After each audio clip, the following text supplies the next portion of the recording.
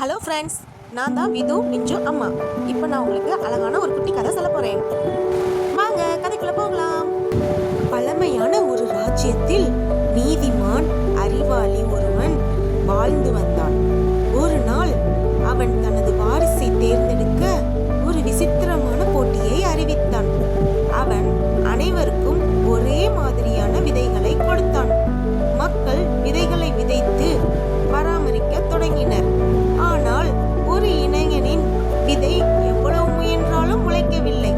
மாதங்கள் கழிந்தன, நாட்கள் வந்தது. அனைவரும் பெரிய தாவரங்களை கொண்டு வந்தார்கள். ஆனால் அவன் காலியான குடுவையுடன் மன்னனின் முன் நின்றான். மன்னன் சிரித்தான். நான் கொடுத்த விதைகள்